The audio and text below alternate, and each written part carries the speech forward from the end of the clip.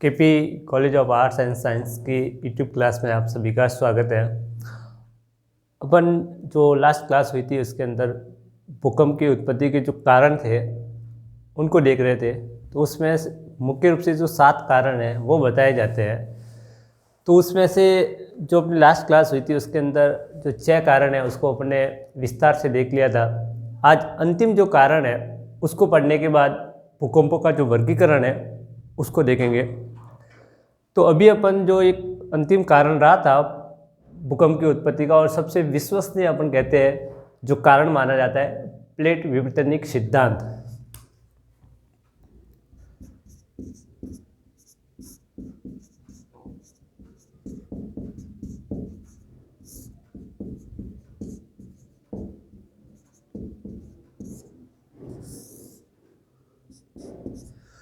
कि जो प्लेट विवर्तनिक सिद्धांत है तो इसके बारे में हमने जो लास्ट क्लास हुई थी उसमें थोड़ा बहुत देखा था इस पॉइंट को अपन ने।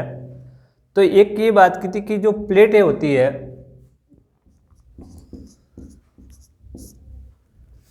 प्लेटों के जो किनारे होते हैं इसको अपन पार्श्व भी बोलते हैं। ये 3 प्रकार जो प्लेटें होती है वो उसके मुख्य रूप से जो पार्श्व होते हैं किनारे होते हैं वो 3 प्रकार के होते हैं। एक को बोलते हैं अपन अपसारी,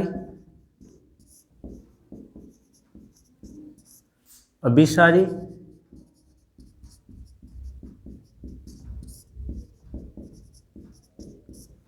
और रूपांतरित, या इसको अपन संरक्षी पार्श्व भी बोलेंगे। ये 3 किनारे होते हैं। अब ये जो पार्श्व होता है इसके अंदर क्या होगी, जो 2 प्लेटें होती है वो एक ही दिशा में क्या होती है गति करती है। सॉरी, जो अपसारी होगा इसके अंदर जो 2 प्लेटें होती है वो विपरीत दिशा में गति करती है। अब जब विपरीत दिशा में गति करेगी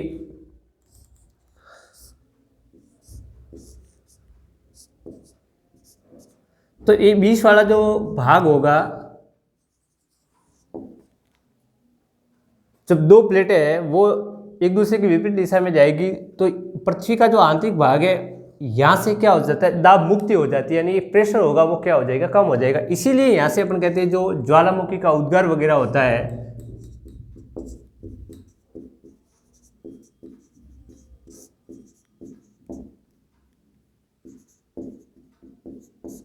ये। अब जब इस प्रकार का अगर प्लेट है अपसारी किनारा है तो वहाँ पे एक नया जो द्वीप है, क्योंकि जो ज्वालामुखी उद्गार उससे जो लावा या मैग्मा निकलेगा वो बाहर निकल के हो जाएगा, फैल जाएगा ऐसे, तो एक नवीन भूभाग का निर्माण हो सकता है। इसलिए इसको अपन रचनात्मक किनारा है वो भी अपन कहेंगे। अब देखिए भूकंप के परिप्रेक्ष्य में ये जो सिद्धांत है, और पहला अपन देख रहे हैं अपसारी पार्श्व के माध्यम से देख रहे हैं। तो जब ये 2 प्लेटें हैं, अब यहाँ पे प्रेशर ज़्यादा था, अब जब ये 2 प्लेटें क्या विपरीत दिशा में जा रही है तो यहाँ से जो बीच वाला जो भाग होगा उससे जो तापमान होगा वो क्या, उसका जो ऊपर से दाब भी लगेगा, चट्टानें होती है उसका दबाव भी होता है, तो जैसे ही हटेगा तो यहाँ से दाब मुक्ति हो जाती है।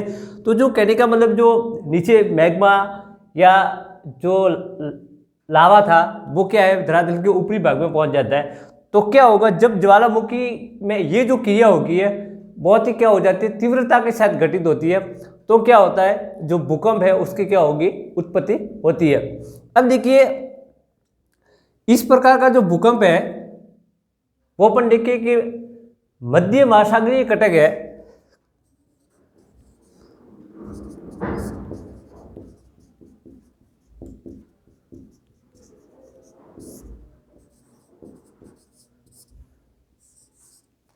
वहां पे प्रमुख रूप से अपन को देखने को मिलेगा।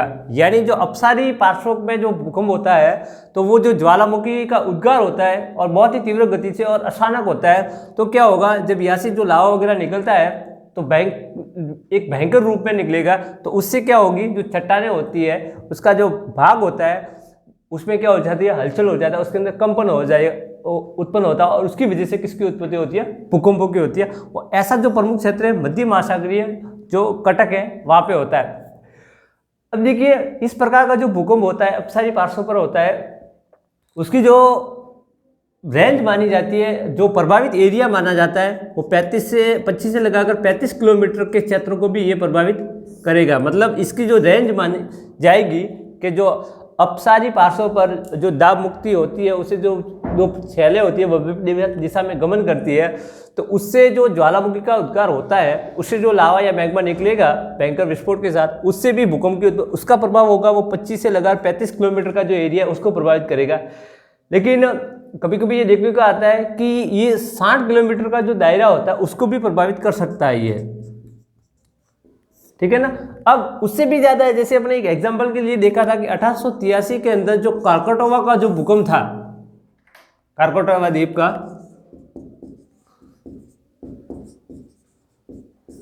तो ये ज्वालामुखी से उत्पन्न भूकंप का उदाहरण है। तो इससे तो अपन के 12,800 किलोमीटर का जो दायरा है वहां तक भी ये प्रभावित हुआ था। तो ऐसी परिस्थितियां कम है, लेकिन सामान्य रूप से अपन कहते हैं कि 25 से 35 किलोमीटर वाला एरिया है वो इसको प्रभावित करेगा। तो ये मध्य महासागरीय जो कटक वाला भाग है, वहां पे इस प्रकार का जो भूकंप है वो अधिक देखने को मिलेगा, अपसारी पार्श्व वाला। अब दूसरा जो अब देखिए अभिसारी वाला,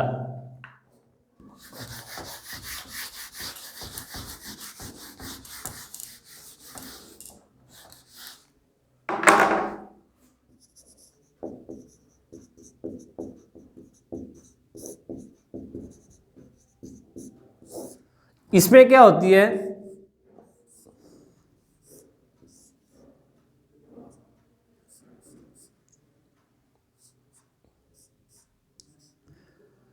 जब ये दो प्लेटें होती है, ये क्या होती है, एक दूसरे की दिशा में गति करेगी। अब जैसे ये दोनों प्लेटें आपस में गति करेगी आमने सामने की तरफ, तो उसमें क्या होगा, टकराट होगी। अब टकराव होती है तो वहां पे विनाश होगा, इसलिए अपन कहते हैं इसको अपन अभिसारी किनारे को विनाशकारी किनारा है उसके नाम से भी इसको जानते हैं। अब देखिए यहाँ पे अपन देखिए जो मुख्य रूप से अपन देखिए कि जो प्लेटें होती है वो एक तो स्थलीय भी होती है, एक महासागरीय भी होती है, यानी एक महाद्वीपीय प्लेट भी होती है और एक महासागरीय प्लेटें होती है।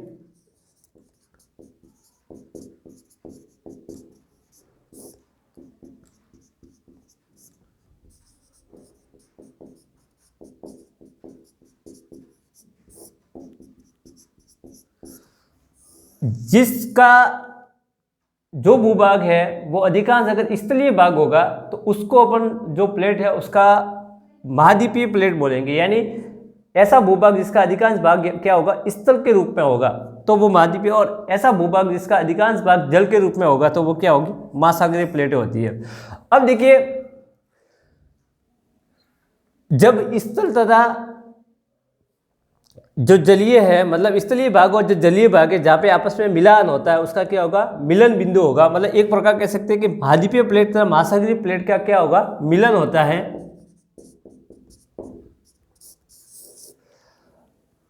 अब क्या होती है कि महासागरीय प्लेटें होती है उसका घनत्व क्या होता है, ज्यादा रहता है, क्या रहता है, भारी होती है कहने का मतलब। और जो महाद्वीपीय प्लेट है उसका घनत्व क्या होगा, तो एक अपन यहाँ पे अभिसारी की जो प्लेटें होती है तो जब वो एक दिशा में, एक ही दिशा में क्या होगी, गति करती है तो आपस में टकराव होता है।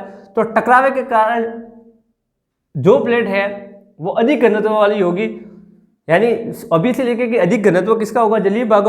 तो जो जलीय प्लेटें होती है वो क्या हो जाती है, नीचे दब जाती है, और स्थलीय प्लेटें क्या ऊपर हो जाएगी। कहने का मतलब है कि जो अधिक भार वाली, जब दो प्लेटें विपरीत दिशा में क्या होती है, जब दो प्लेटें आमने सामने क्या होती है, टकराती है, तो जो अधिक घनत्व वाली प्लेटें होगी उसका सेपण हो जाता है, वो क्या हो गया, नीचे दब जाती है, और कम घनत्व वाली प्लेट क्या होती है उसके ऊपर आ जाती है। अब जैसे मान लिया कि ये स्थलीय प्लेट थी और ये जलीय प्लेट है, मतलब ये महाद्वीपीय प्लेट है और ये महासागरीय प्लेट है। अब क्या होगा, इसका घनत्व ज्यादा होगा जलीय का, तो जब क्या है कि ये इसके क्या हो जाती है, नीचे दब जाएगी और ये इसके ऊपर आ जाएगी। जब जलीय प्लेट है वो क्या होती है, नीचे धसेगी अधिक घनत्व के कारण, और स्थलीय प्लेट है उसका घनत्व कम, इसलिए वो क्या रहती है, ऊपर रहती है। तो अभी देखिए मुख्य रूप से अपन देखते हैं, एक उदाहरण के रूप में अगर देखते हैं,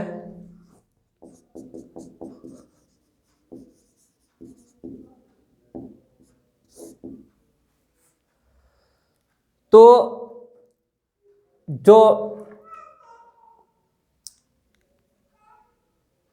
उत्तरी अमेरिका महाद्वीप तथा जो दक्षिणी अमेरिका महाद्वीप है,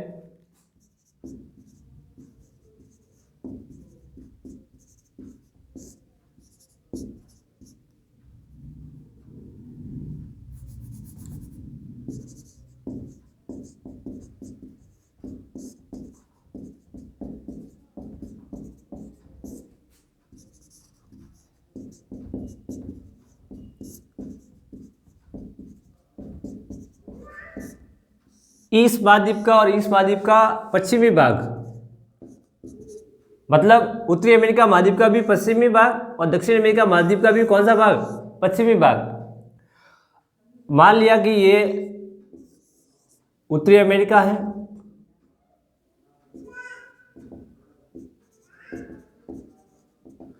ये इसका पूर्वी भाग होगा, पश्चिमी भाग है, पूर्वी भाग है और पश्चिमी भाग है।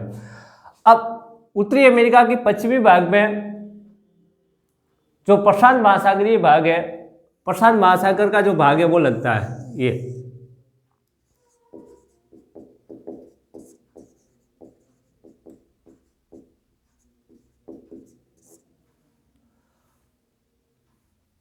अब विश्व के मैप को देखोगे तो वहां पे उत्तरी अमेरिका महाद्वीप का जो पश्चिमी भाग है वो प्रशांत महासागर का तट लगता है और दक्षिणी अमेरिका का भी पश्चिमी भाग है, वहां पे भी प्रशांत महासागर का वो तट लगेगा। प्रशांत महासागर का कौन सा लगेगा, पूर्वी लगेगा। अब क्या होगा, ये जो प्लेट है उसका घनत्व ज्यादा है, तो जब ये प्लेट है और ये प्लेट है क्या होगा, उसका मिलन होता है। क्या होता है, तो इस प्लेट का क्या हो जाता है, सेपण हो जाता है।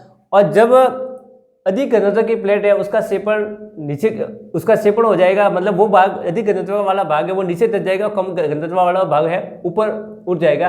तो ये जो भाग है उत्तरी अमेरिका का पश्चिमी भाग और दक्षिण अमेरिका का पश्चिमी भाग, जिसको बेनी ऑफ जॉन बोलते हैं,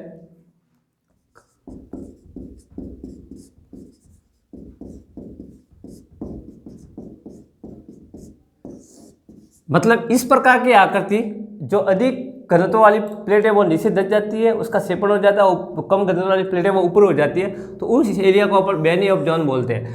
अब क्या होगा कि जब प्रशांत महासागर का जो मिलन है, मतलब जलीय भाग का, वो स्तरीय भाग उत्तरी अमेरिका से और दक्षिणी अमेरिका से हो रहा है। अब क्या होगा, अब इस महाद्वीप के इस भाग में और इस महाद्वीप के इस भाग में, उत्तरी अमेरिका में तो रॉकी पर्वतमाला है यहाँ पे,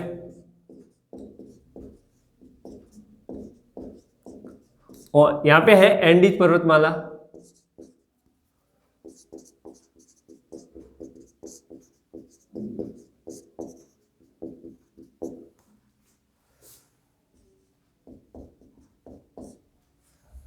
अब क्या है,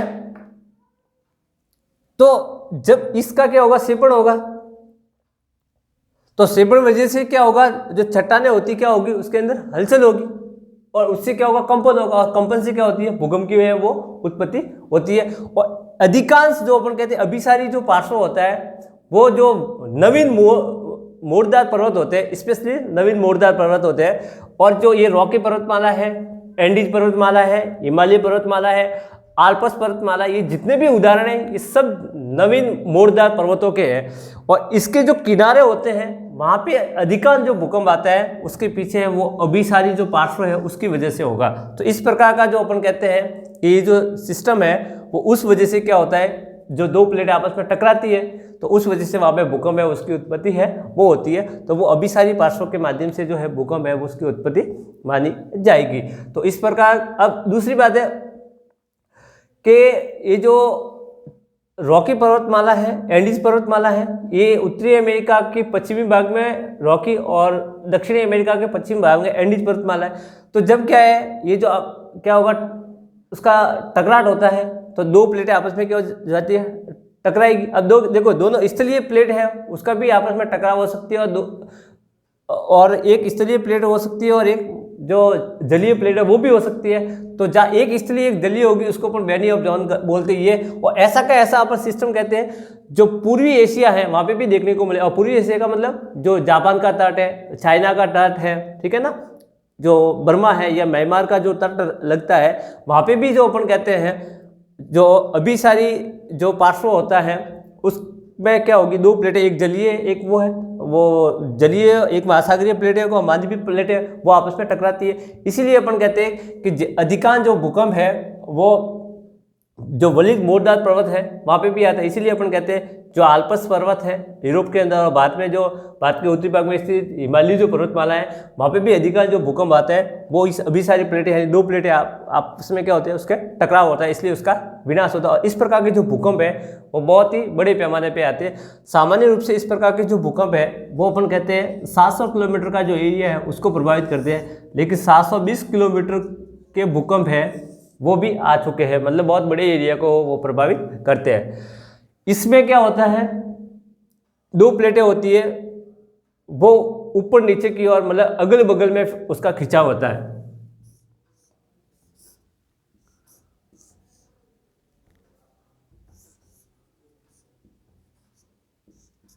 अब इस तरह न तो आप दूर जा रही है और ना पास में, ऊपर नीचे खिंचाव क्या हो रहा है, तो वहां पे किसी भी प्रकार का अपन कहते हैं न तो विनाश होता है, न किसी प्रकार की कोई नई जो भूभाग है उसका क्या होता है, निर्माण है वो होता है।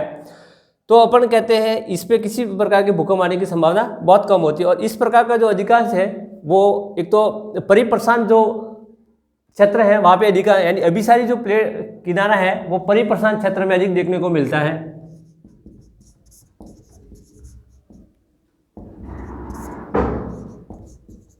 यानी प्रशांत महासागरीय जो क्षेत्र है वहाँ, और दूसरा होता है मध्य महाद्वीपीय पेटी में देखने को मिलता है।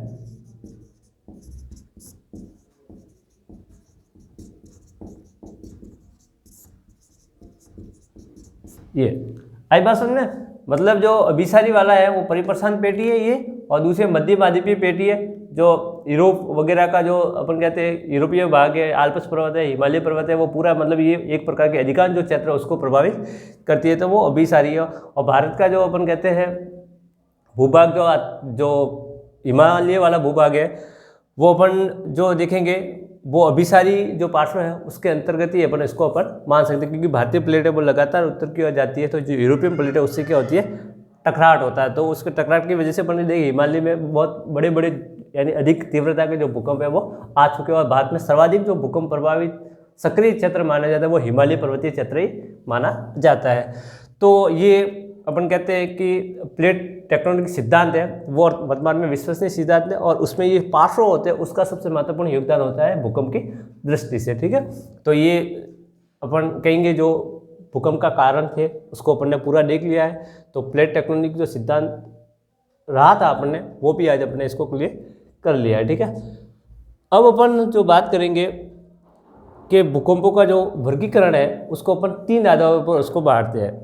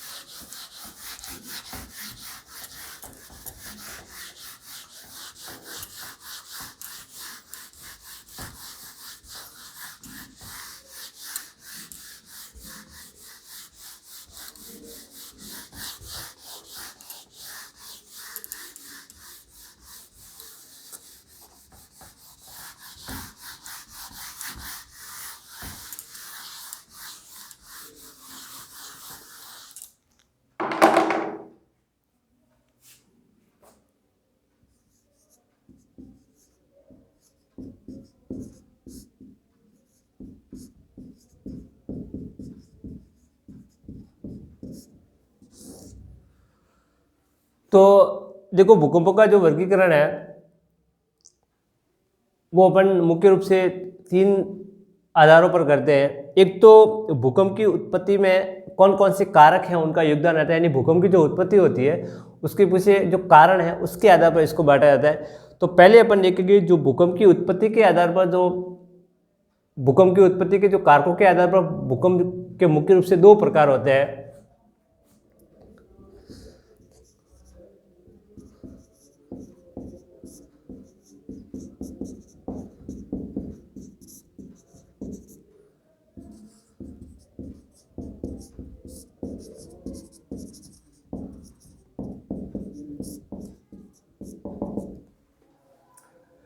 तो इसके मुख्य रूप से दो भाग हैं।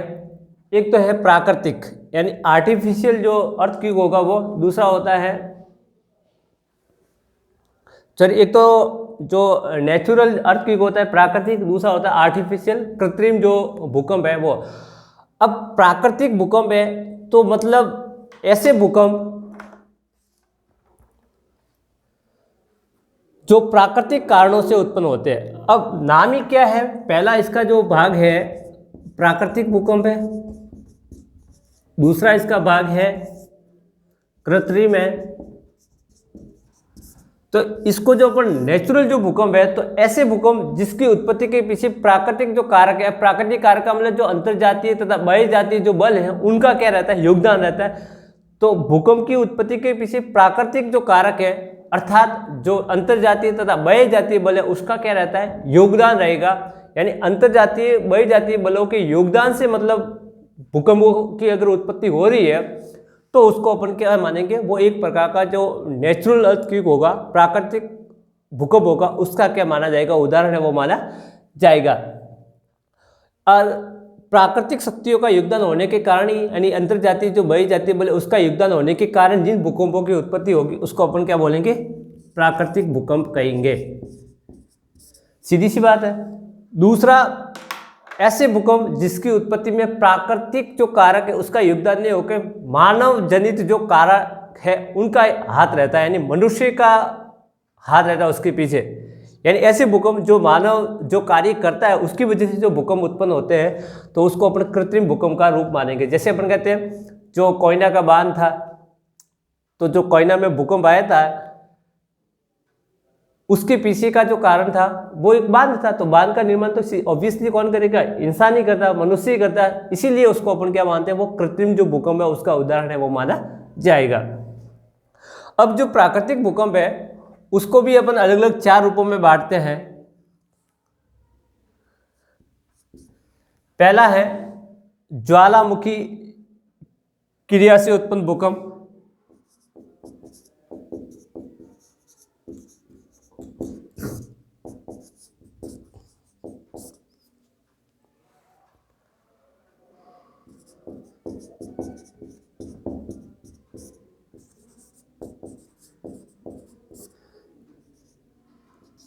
ये इसका प्राकृतिक जो भूकंप है उसका पहला प्रकार है। यानी जो भूकंप की उत्पत्ति के आधार पर जो भूकंप है, भूकंप की उत्पत्ति के जो कारक है उसके आधार पर भूकंपों के जो प्रकार है 2 है, प्राकृतिक भूकंप और कृत्रिम भूकंप। और जो प्राकृतिक भूकंप है उसके भी वापस 4 भाग है।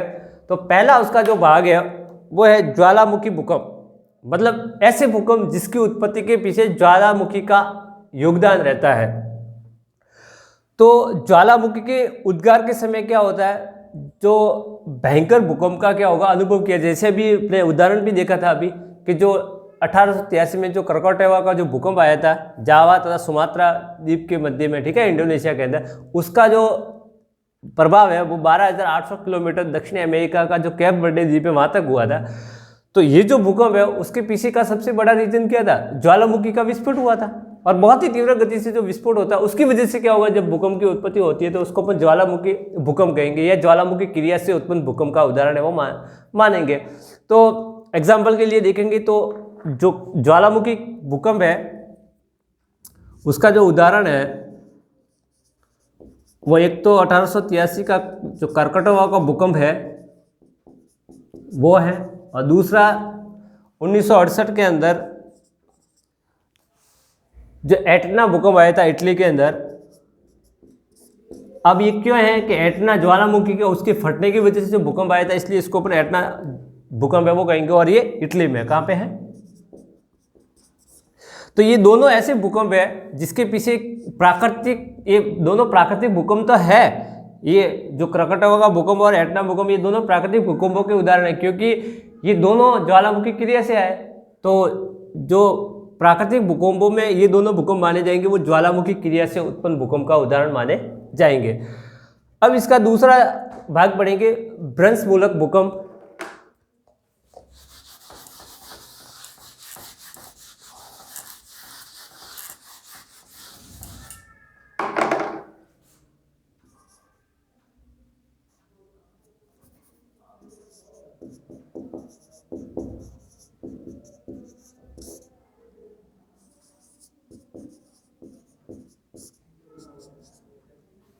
ये इसका दूसरा प्रकार है प्राकृतिक भूकंप का।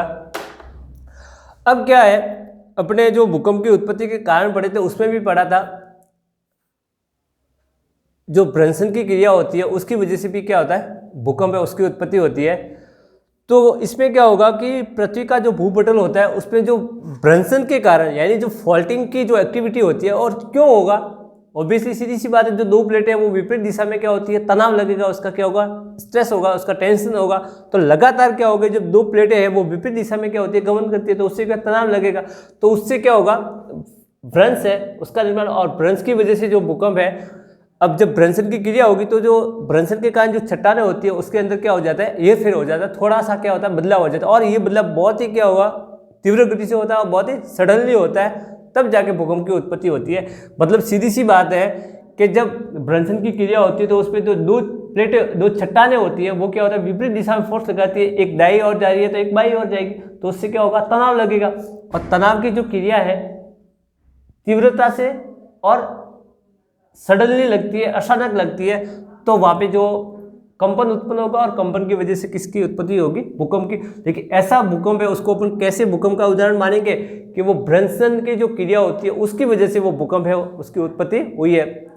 और अपने उदाहरण भी पढ़ा था 1872 में जो कैलिफोर्निया का जो भूकंप था,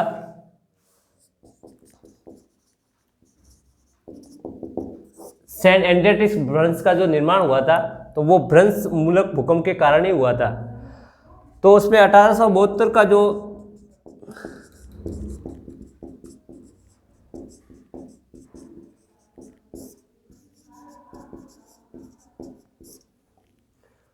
और 1923 में जो सगामी की जो खाड़ी है जापान के अंदर, वहां पे जो भूकंप आया था,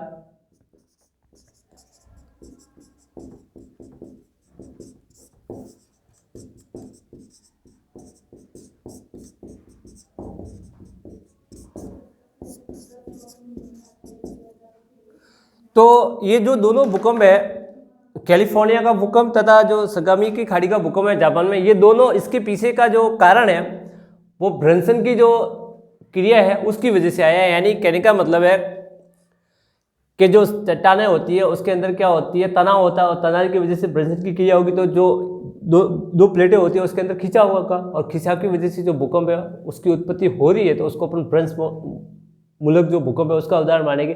तो 1872 में कारकोटावा का भूकंप और 1923 में जो सगामी की खाड़ी है जापान के अंदर, वहाँ के जो दोनों भूकंप है उसको अपन जो भ्रंश मूलक भूकंप है उसका उदाहरण है वो मानेंगे। अब अपन जो प्राकृतिक भूकंप है उसका तीसरा प्रकार है वो देखेंगे।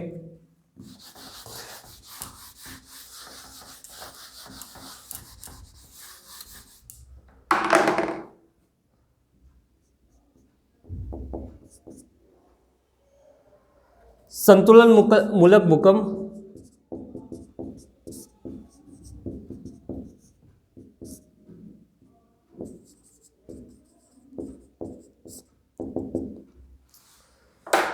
अब जो अपने आइसोस्टेसिस वाला टॉपिक पढ़ा था भू संतुलन वाला, तो उसमें एक ही सिद्धांत है, जैसे अपन ने जो भूकंप की उत्पत्ति के जो कारण पढ़े थे उसमें अपन ने H.F. रीड का जो प्रत्यास्थपूर्ण संरचना इलास्टिक रिबाउंड जो थ्योरी पढ़ी थी। तो क्या होता है कि सेलें होती है उसके अंदर एक क्षमता होती है उसके खिंचाव की, उससे ज़्यादा फोर्स लगेगा तो वो सेलें क्या हो जाती है, टूट जाती है, वहाँ से क्या हो जाती है। तो जैसे टूटी हुई चट्टानें होती है, सेलें होती है, वो पुनः उसी स्थिति में आने की क्या करती है, कोशिश भी करती है। तो क्या होगा, जब इस प्रकार की एक्टिविटी है वो बहुत ही तीव्रता के साथ अचानक घटित होगी, मतलब चट्टानें टूटती है और वापस उसी जगह पुनः उसी स्थिति में आने की क्या करती है, कोशिश करती है। तो उससे जो भूकंप की उत्पत्ति होती है उसको अपन क्या, संतुलन, क्योंकि हमेशा जो अपन कहते हैं जो भूपटल है वो संतुलन की अवस्था में ही रहना चाहता है। अब दूसरी बात है, उसको इस उदाहरण से भी समझते हैं, जैसे पर्वत का निर्माण हो रहा है, और जो संतुलन मूलक भूकंप है वो अधिकांश अपन कहते हैं पर्वतीय भागों में। तो पर्वत है उसका निर्माण हुआ तो उसके ऊपर अपरदन के कारक है वो काम करेंगे, उसके बाद जब उसके साथ अवसाद वगैरह जो अपरदन के कारक है वो काम करेंगे, तो जो पर्वत है उसका कटाव होगा और वो वापस सागर तली में क्या होगा, जमा होगा।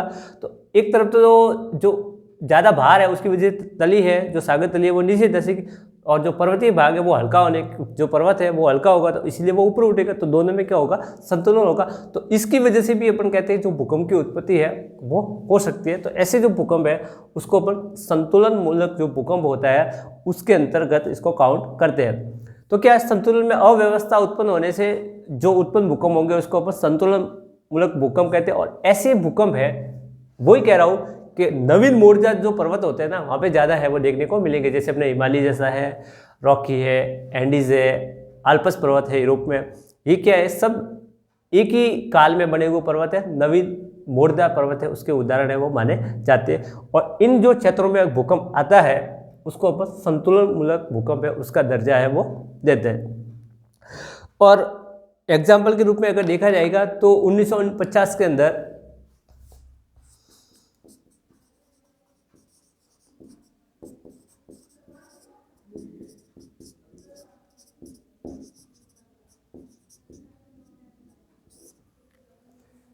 तो हिंदुकुश पर्वतमाला में जो भूकंप आया था 1949 में, उसको अपन जो मानते हैं वो किस प्रकार का भूकंप था, संतुलन मूलक भूकंप है उसका उदाहरण माना जाएगा। तो बात वही आती है कि प्राकृतिक भूकंप है उसके पीछे भी अलग अलग रीजन होते हैं। एक प्रकार से अपन कहते हैं कि जो भूकंप की उत्पत्ति के कारण थे ना वही यहाँ पे लागू हो रहे, अलग अलग आता है। तो मुख्य रूप से इसको अपन 4 भागों में बांट सकते हैं। तो अभी पहला पढ़ा था अपने ज्वालामुखी का भी तो पढ़ा था, ये भी एक कारण ही था भूकंप की उत्पत्ति का। भ्रंश था, ये भी इसका एक कारण ही था। संतुलन था, ये भी एक इसका कारण ही था। और प्लूटोनिक जो भूकंप होगा, तो अब इसका नाम जैसे एक पाताल तोड़ कुआं उसको प्लूटोनिक वेल बोलते हैं अपन। तो जो भूकंप क्या अत्यधिक गहराई पे आएगा, मतलब जिसकी गहराई क्या होगी अत्यधिक होगी, उसको अपन प्लूटोनिक भूकंप है उसके अंतर माने। यानी ये जो कारण भूकंप का प्रकार है उसमें सबसे बड़ी जो विशेषता ये है कि ये गहराई के आधार पर होगा। यानी जिस भूकंप की उत्पत्ति का जो भूकंप मूल होगा, मतलब जहाँ से भूकंप की उत्पत्ति होती है वो सबसे गहराई पे होगा, और जितनी गहराई पे ज़्यादा होगा और तो उसको अपन प्लूटोनिक भूकंप है उसका जो उदाहरण है वो मानेंगे। सामान्य तौर से अपन देखते हैं कि 240 से 672 किलोमीटर का जो एरिया होता है,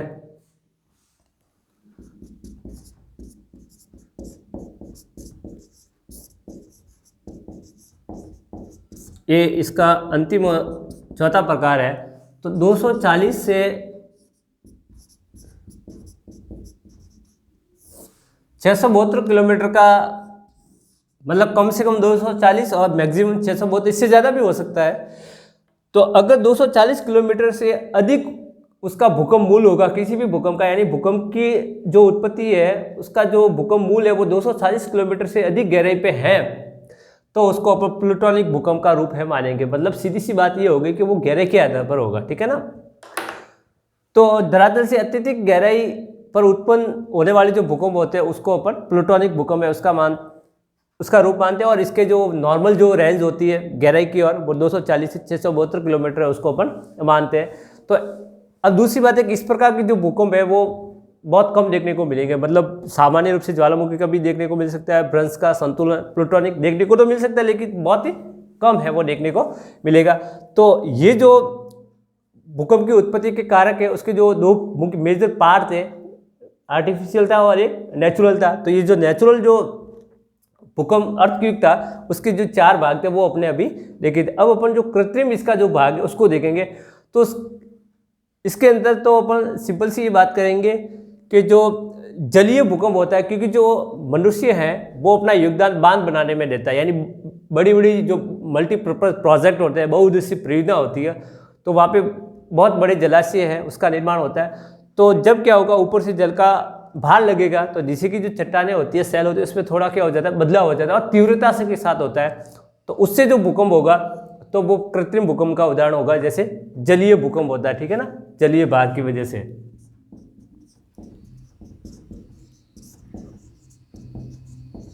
अब उदाहरण के लिए आप कोयना का जो भूकंप था उसको अपन ले सकते हैं, ठीक है ना। तो वो जो कोयना का भूकंप है वो जल की वजह से हुआ था, तो वो जलीय भूकंप का है वो उदाहरण माना जाएगा। या जलीय भार भी इसको अपन बोल सकते हैं। तो ये इसका वर्गीकरण था। अब अपन स्थिति के आधार पर जो भूकंप होते हैं उसको भी देखेंगे।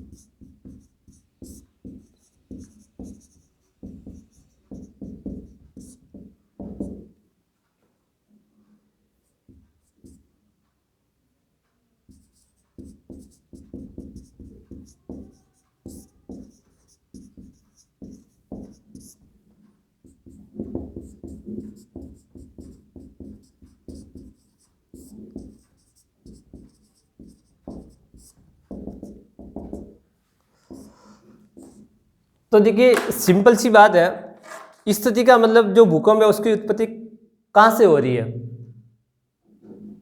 तो अपन देखिए एक तो ऐसा भूकंप होता है जिसकी उत्पत्ति स्थलीय भाग में होती है, तो उसको अपन स्थलीय भूकंप है उसका उदाहरण मानेंगे। अब जब भूकंप की उत्पत्ति क्या जलीय भाग के अंदर होती है तो उसको अपन सागरीय भूकंप है उसका रूप मानेंगे। तो बात ये आती है कि जब भूकंप की उत्पत्ति जलीय भाग में होती है तो वो एक प्रकार की सुनामी है उसका रूप धारण कर लेती है। मतलब स्थलीय भाग में अगर भूकंप आ रहा है तब तो वो भूकंप है, लेकिन जब भूकंप की उत्पत्ति जलीय भाग में होती है तो वो सुनामी में बदल जाएगा। किस में बदल जाएगा? ये। तो देखिए जब जो भूकंप है वो स्थलीय भाग पर आएगा तो उसको अपन स्थलीय भूकंप बोलेंगे, और स्थलीय भूकंप होती है उसकी संख्या ज़्यादा देखने को मिलती है, और किसके बनिस्पत सागरीय जो भूकंप होता है उसके मुकाबले में जो स्थलीय भूकंप होते हैं उसकी संख्या है वो ज़्यादा है वो देखने को मिलती है। दूसरा होता है सागरीय भूकंप। तो ये जो भूकंप है वो समुद्र के भूगर्भ में आते हैं, यानी इसकी जो उत्पत्ति होती है वो सागरीय भागों के अंदर होती है। जब भूकंप की उत्पत्ति सागरीय भागों के अंदर होगी तो उसको अपन सागरीय भूकंप बोलेंगे। तो अब ये जो भूकंप होते हैं वो बहुत ज़्यादा विनाशकारी होते हैं सागरीय भूकंप। अब जैसे इसमें क्या होगा कि एक तो सिंपल भूकंप है, अब सागरीय भूकंप में क्या होती है कि वो लहरें होती है, तरंगे होती है, वो उड़ती है। अब वो लहरें तरंगे उसकी जो हाइट है बहुत ज़्यादा हो सकती है, 15 मीटर भी हो सकती है, 36.5 मीटर से भी जो ज़्यादा की जो लहरें हैं वो उड़ चुकी है अलग अलग भूकंपों के अंदर है। तो जब एक साथ इतना पानी और इतनी ऊंचाई का पानी एक साथ आएगा तो दो, एक तो भूकंप के रूप में और दूसरी बात वो सुनामी का रूप है वो धारण कर लेता है, तो ज़्यादा है विनाशकारी रूप देखने को मिलेगा। जब भूकंप की उत्पत्ति, यहाँ पे एक चीज नोट करना है कि जब भूकंप की उत्पत्ति जल में होगी तो वो सुनामी बन जाती है। क्या बन जाती है? और एक्चुअली में जापानी भाषा का शब्द है जिसका अर्थ होता है समुद्री लहर है वो होता है। ठीक है, तो ये जो इस प्रकार के जो भूकंप आते हैं वो अधिकांश तटवर्ती जो एरिया होता है, जो मरीन होती है ना, वहाँ पे ज़्यादा आता है। ठीक है ना, मतलब कहने का मतलब जहाँ तट लगता है वहीं पे आएगा, क्योंकि सीधी सी बात है जल है वो तटीय भागों में देखने को मिलेगा। तो ये जो सागरीय भूकंप है वो तटवर्ती इलाकों में ज़्यादा देखने को मिलते हैं। ठीक है ना, जैसे अपन एक एग्जाम्पल के लिए 26 जनवरी 2001 को जो गुजरात में भुज में जो भूकंप आया था वो एक सुनामी का रूप था। किसका रूप था? और इसीलिए उससे अपन कहते हैं कि जो भुज शहर है उसमें काफ़ी जन और धन की है वो हानि भी हुई थी, काफ़ी लोग मारे भी गए थे, काफ़ी जो धन है उसकी भी हानि हुई थी। तो ये सागरीय भूकंप होते हैं वो बहुत विनाशकारी माने जाते हैं। और किसके मुकाबले में? स्थलीय भूकंप। वैसे स्थलीय भी विनाश होते हैं लेकिन स्थल से भी ज़्यादा सागरीय जो भूकंप होते हैं वो विनाशकारी होते हैं। और दूसरी बात है कि ये अधिक संख्या में आते हैं और सागरीय भूकंप है वो बहुत कम संख्या में आते हैं। अब अपन तीसरा इसका जो प्रकार देखेंगे भूकंप मूल की स्थिति के आधार पर है, यानी भूकंप की जो उत्पत्ति होती है उसका जो मूल होता है उसका फोकस होगा वो कितनी गहराई पे है। तो यहाँ पे एक चीज मैटर करती है कि जो भूकंप मूल के आधार पर भूकंपों का वर्गीकरण है उसमें गहराई को ध्यान में रखा जाता है। जब क्या होगा, अपन मानते हैं कि पहला है साधारण भूकंप है, दूसरा है मध्यवर्ती भूकंप है, और तीसरा है अत्यधिक गहराई वाले भूकंप। अब इसमें तीनों की एक अलग अलग रेंज है। अब रेंज का मतलब एक दायरा है, एक परिधि है। अब जैसे मान लिया कि 0 से लगभग 50 किलोमीटर का दायरा है आंतरिक भाग में पृथ्वी में, तो 0 से 50 किलोमीटर के दायरे के बीच में कोई भूकंप आएगा तो उसको अपन साधारण भूकंप है उसका रूप मानेंगे। अब 50 से लगाकर 250 किलोमीटर के भीतर कोई भूकंप आ रहा है तो वो मध्यवर्ती भूकंप होगा, और जो 250 से लगाकर 700 किलोमीटर के बीच का जो भूकंप आ रहा है तो वो अत्यधिक गहराई वाला भूकंप है। और अत्यधिक गहराई वाला भूकंप है वो बहुत ही कम है देखने को मिलता है। तो अभी अपन इसको पढ़ेंगे भूकंप मूल की स्थिति के आधार पर।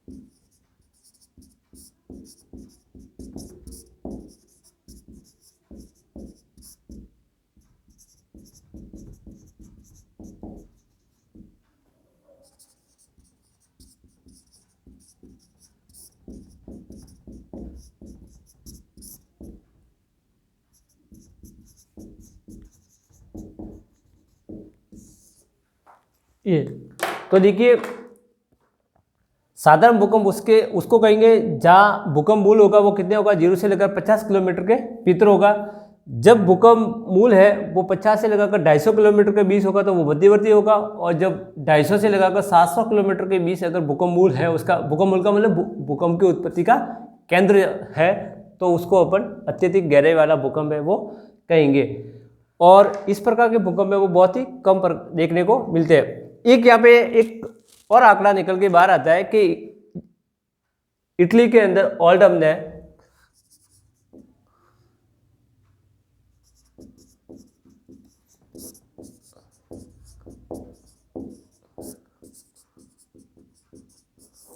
उन्होंने एक सर्वे किया है और लगभग 5600 भूकंप का इन्होंने जो 5600 भूकंप के झटके थे उसका अध्ययन किया था इटली के अंदर। तो उन्होंने देखा है कि 90% जो भूकंप आते हैं वो 8 किलोमीटर से भी कम गहराई के होते हैं। कितने होते हैं ये ध्यान रखना, देखो यानी 90% जो भूकंप होते हैं वो कितने होते हैं, 8 किलोमीटर से कम गहराई के होते हैं। और 8% जो भूकंप आते हैं वो 8 से लगाकर 30 किलोमीटर की गहराई पे होते हैं, ठीक है ना। और बाकी जो भूकंप बचते हैं 2% भूकंप वो इससे अधिक गहराई पे आते हैं। मतलब एक सामान्य सा ये सिस्टम देखते हैं तो अधिकांश जो भूकंप आते हैं उसका जो भूकंप मूल होगा वो 8 किलोमीटर के दायरे के अंदर ही होता है, ठीक है ना। 90% भूकंपों के अंदर ओल्डम महोदय ने इसका सर्वे किया था 5600 भूकंप के जो झटके होते हैं उसके आधार पर इटली में। तो और 8% जो रहता है वो 8 किलोमीटर से लगाकर 30 किलोमीटर का दायरा होता है, और बाकी तो 2% रहता है वो अत्यधिक गहराई वाले भूकंप है वो देखने को मिलते हैं। तो अपने जब नेक्स्ट क्लास होगी तो जो भूकंपों का विश्व वितरण है यानी अलग अलग भागों में भूकंपों का जो क्षेत्र है वो अपन पढ़ेंगे, यानी कौन से भाग के अंदर भूकंप है वो अधिक आते हैं और कौन से भागों के अंदर जो भूकंप कम आते हैं। और इसीलिए अपन कहते हैं जो भूकंपों का विश्व वितरण उसका जो क्षेत्र होगा, जो एरिया होगा, जो जोन होगा, जिसको अपन पेटी भी बोल सकते हैं, उसमें जब अपने नेक्स्ट क्लास होगी उसके अंदर देखेंगे। तब तक के लिए थैंक यू वेरी मच।